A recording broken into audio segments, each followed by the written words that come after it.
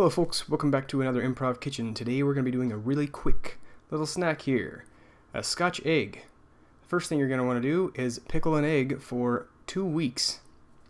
And after you do that, it should have the appropriate pickled jalapeno taste. Well, assuming that you use jalapeno pickle juice. Anyways, you're going to get some plastic wrap and you're going to slap a bunch of chorizo on there.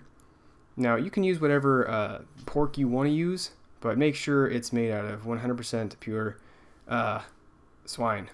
Now, go ahead and wrap that up. As you can see here, I used plastic wrap instead of my bare hands in order to wrap this up because there's a few rules here when it comes to applying meat, especially spicy meat, to an egg or anything.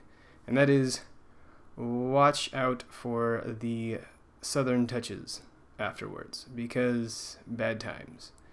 As you see here, you have created a nice little meat sack for your little Scotch egg, and you're gonna roll it up off screen because you were not paying attention, but then you bring it right back down, and there you go. Good job, dude. Now you smash it together and you kind of just seal it off to make sure that there's no air can escape. You're going to want to suffocate the egg in order to keep it from running away while you're cooking it. It's very important that you do that. Now, after you have done this, you unwrap it like you would a Christmas present filled with the corpse of multiple animals. It definitely looks like a big, disgusting bull dropping, but I can assure you this thing is very tasty. So after you have unwrapped it, you're going to be getting the rest of your ingredients to apply to this giant thing.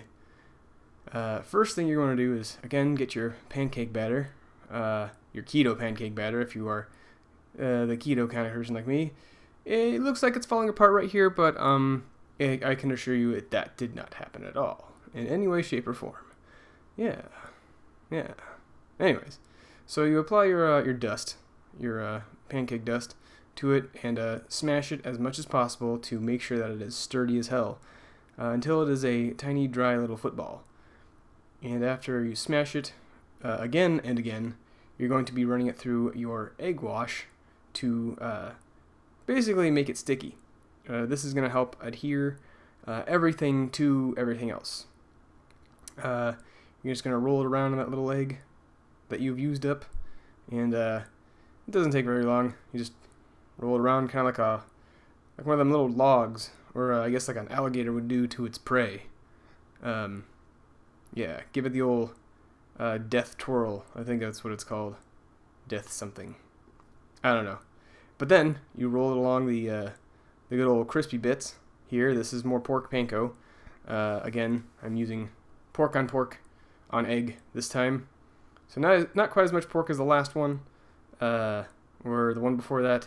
But yeah, as you can see here, all you got to do is rotate it around a bit and get up all them good bits there. After you have attached to it, you have yourself a tiny dragon egg covered in deliciousness. And after you do that, you remember that you left the refrigerator door open and kick that closed because you can't use your hands. And after that, you're going to butter up a pan and go ahead and melt that on there pretty good, like, you know. You want to make sure it's nice and coated because you're going to be rotating this little, I don't know what you'd call it, this little eggy all over in that pan. And you don't even have to touch it. You just plop it right in there. Yeah, just like that. Probably going to make a mess, but it doesn't matter. You'll clean it up later. Not tomorrow, though. You need to do it today. Very important. Ta-da! Anyways, after you do that, you're going to be using this rounded spatula to rotate it around. You can flip it. Now, these little spatulas, specially designed for Scotch eggs specifically, if you're going to be pan frying it, which you're not supposed to normally do, but I did anyways. It's a very, very specific kind of spatula, and only invest in it if you have decisions to make multiple Scotch eggs in this way, which is the wrong way. And you're going to let it rotate and rotate and rotate and rotate. And then finally, one more rotation. But then after that, okay, that was it. I promise. Now you're going to, again, fry it up a bit, and now you're going to pick it up and you're going to throw it in your air fryer because you realized what a dumb move this was. And you're going to throw it in there for, I don't know, probably about 10 minutes or so on 350 degrees. That should be plenty of time to cook up your Scotch egg.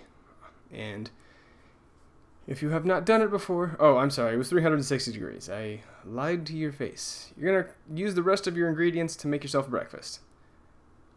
And totally put this one on its side, but it's totally fine. As you can see, it's nice and golden brown, which means it must be completely done. You have a little chip here made from pork rinds that crisps off of it. It is molting, which means it's very soon likely to emerge as a Scotch butterfly. After you grab your utensils, you're going to want to slice deep into this morsel. And as you can see here, I have my unused fork and knife. You can see me slicing deep into this gigantic Scotch egg that is completely, well, fuck. Looks like it wasn't fully cooked. Let's go ahead and move on back to the air fryer, shall we, folks? So after essentially nuking it for another 10 minutes, now it's done. So, how does it taste after you've completely destroyed your creation? Well, the best thing about this is you can't change the flavor by fucking it up too much. So, this is what happened. I somehow made it completely misplated, but anyways, it ended up being fairly good. And fell apart immediately because that's what happens when you mess up a Scotch egg and then, yep, here we go. This was a complete disaster. But it doesn't matter because it still tasted good. The pickled egg was definitely a interesting way to go about making this because I've had Scotch eggs before and they were not pickled because you usually try and have the yolk a little runny in the middle, which doesn't really happen with those. So this ended up being actually pretty good. Like I said, it tasted very good.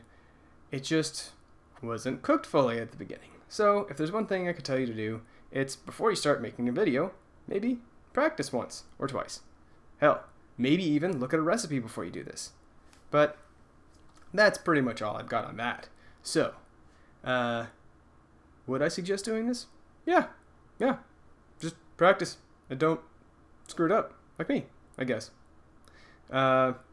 This ended up being, again, another, I guess, low-carb creation from my really screwed up mind.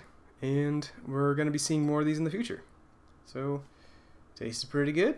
And hope to see y'all on the next one. Whenever that is, probably in, I don't know, an hour or so, because I've got another video already lined up. And that video was much less of a disaster. In fact, came out so good, I'm probably going to be making that thing again today. So, look for my mousse, because I'll be making mousse. Anyways, thanks for playing. Have a good one.